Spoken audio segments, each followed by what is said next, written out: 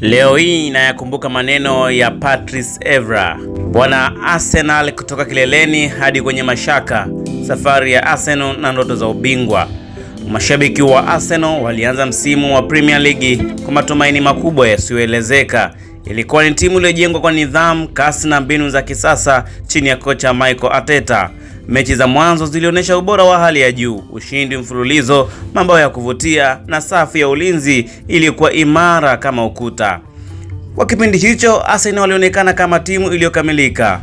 Vijana kama Bukayo Saka na Martin Odegaard walikuwa moto kote mbali, wakiongoza mashambulizi kwa ubunifu mkubwa. Kila shabiki aliamini huu ndio mwaka wetu. Lakini kadiri msimu ulivyokwenda mbele, mambo yakaanza kubadilika polepole. Ratiba ngumu, majeruhi ya baadhi ya wachezaji muhimu na kupungua kwa makali ya ushambuliaji vilianza kuathiri matokeo. Draw zisizo za lazima na vipigo vya kushangaza vilivyoanza kuingia, hali iliyowapa nafasi wapinzani wao wakubwa kama Manchester City kupanda kileleni mwa msimamo. Ni kipindi kigumu kwa mashabiki, kutoka kuongoza ligi hadi kushuka nafasi. Hisia zinachanganyika, hasira, huzuni, lakini bado matumaini yapo, kwa sababu ukweli ni kwamba Arsenal bado wana timu bora, bado wana uwezo na bado wana nafasi pia.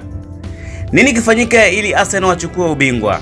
Ni kuongeza kina cha kikosi, kwa maana ya kwamba squad depth. Arsenal wanahitaji wachezaji mbadala wenye ubora sawa na wale wa kikosi cha kwanza. Majeruhi wanapotokea, kiwango kisishuke. Cha pili ni udhibiti kwenye mechi kubwa. Mechi dhidi ya timu kubwa ndizo huamua ubingwa. Arsenal wanapaswa kucheza kwa ujasiri na umakini zaidi wanapokutana na wapinzani wao wakuu. Namba tatu ni kuboresha umaliziaji, yani finishing. Fursa wanazotengeneza ni nyingi, lakini kuzitumia ipasavyo ndio changamoto. Wanahitaji kuwa na wakali zaidi mbele ya lango.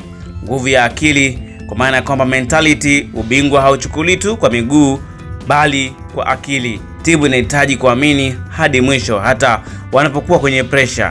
Mipango ya kiufundi ya kocha Mikel Arteta anatakiwa kubadilika kimkakati kulingana na hali ya mechi, kubadilisha mfumo na kufanya mabadiliko sahihi kwa wakati na kusoma wapinzani vizuri. Nikiwa namalizia kabisa, mimi kama Steven Kamil, mashabiki wa Arsenal bado tunaamini ndio Manchester City wako mbele, lakini safari haijaisha. Mpira ni mchezo wa dakika 90 na msimu ni safari ndefu. Ikiwa Arsenal watajifunza kutokana na makosa yao na kurekebisha mapungufu yao, ndoto ya kubeba kombe bado ipo hai. Sio jinsi ulivyoanza, bali jinsi unavyomaliza. Na hapa nakumbuka kauli ya Patrice Evra: watching Arsenal is watching Netflix, you always wait for the next season.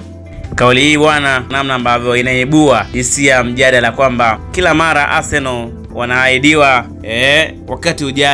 wakati ujao, next season. Na hii tena kauli ya Patrice Evra inakwenda kutimia.